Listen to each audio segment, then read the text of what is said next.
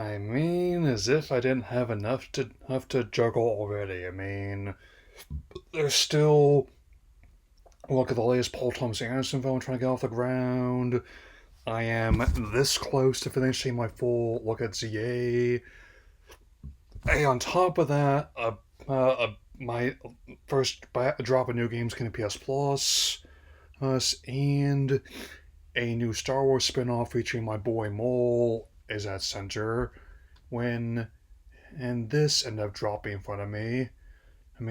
So normally I wouldn't think too hard about as as among other April Fool's jokes, but in this instance, not only did most people not find it funny, it also ended up angering both fans and non-fans of the brand alike. So, as someone who falls in the latter camp, I think I would offer my perspective on the matter, or even right down to who choosing not to show it in favor of using like a character of Terminion on Nader for the thumbnail, so as not to give further coverage, further representation of it. So here is a non-fan's perspective on the Level-5 land AI controversy.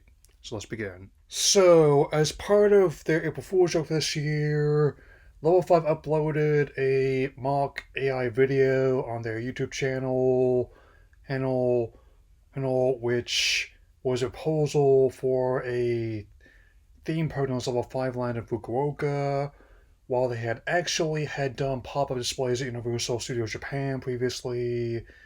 This one would have only been encapsulating all their major properties, including in, in Professor Layton and Azuma 11, and Fantasy Life, and Yokai Watch Nephew, who, however, even though we have come a long way since the infamous pepperoni hug spot, it still contains obvious hallmarks of this clearly being in a Gen AI piece, and the way the lighting, and the fact that a lot of people have the same expression, and also the framing.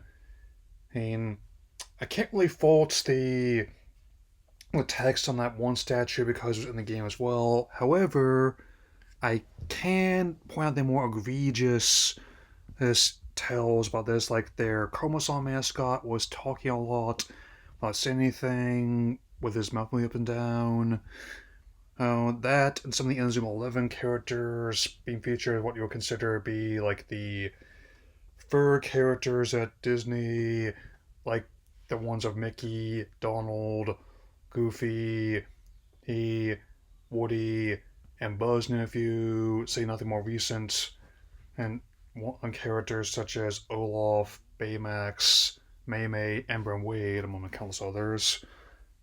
There's and their latent actor, quote unquote, who would be an example of face character like Snow White, like Elsa, and now Asha, looks like Drake Bell for some reason, and and while they did admit it was generative AI in the fine print, that did nothing to soften the blow.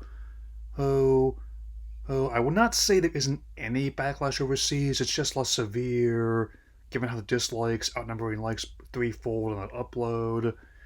It doesn't impact my view of the company that much. I never put them on the same pedestal as others.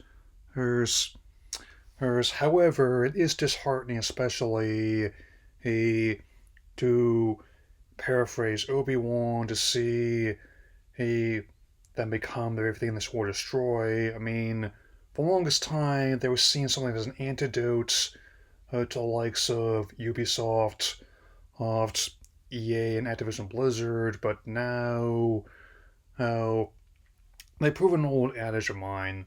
There really is no perfect company, and I would just appreciate if they tried a little bit less to be such an imperfect one. There is another presentation they're doing about what they're putting out next, but I have no plans to address it. I mean, typically only really address presentation where I can really add something of my own, like the bigger ones from um, Nintendo, Sony, or even individual franchises, as like with Pokemon or Sonic. I mean, I do make exceptions at times, but this will not be one of those times. And given and how Hino is now among the many people in the business who who continues to crowbar her stuff into her products even when across the board her customers are made increasingly clear that they are not interested and they get less interested, not more, the more they see it. It's it's not. I definitely have not bought anything from them at launch personally. Hey, I did finally try Rogue Galaxy on PS Plus and thought it was decent. And it's not a perfect game, but definitely one that got overlooked in later years of the PS2's initial popularity, at a time when most people were moving on to other systems. But I would definitely say, hey, this. I sincerely hope that he takes a step back from the brink of this AI slop sluice pit before it consumes the whole company. A sense other people have had to clarify their stance on the matter. They're I still just can't get past like the novelty of this at all, and even as an April Fool's joke, it was not particularly amusing to me at all. I mean, hey, be it past or recent gaming influenced ones, like how I'm kind of old fashioned. I always like the Shane Long Hong unlock in Street Fighter 2 before the games actually introduced Ryu and Ken Sensei Goken, and and also oh with Game Informer also bringing back Game Enforcer, about how a live service looter shooter was simultaneously announced, released, and then shut down within the span of a single day. They really streamlined the process. As anyway, that'll be all for now. I'll get back to like the non on impulse videos fairly soon. So take care, everyone. Hmm.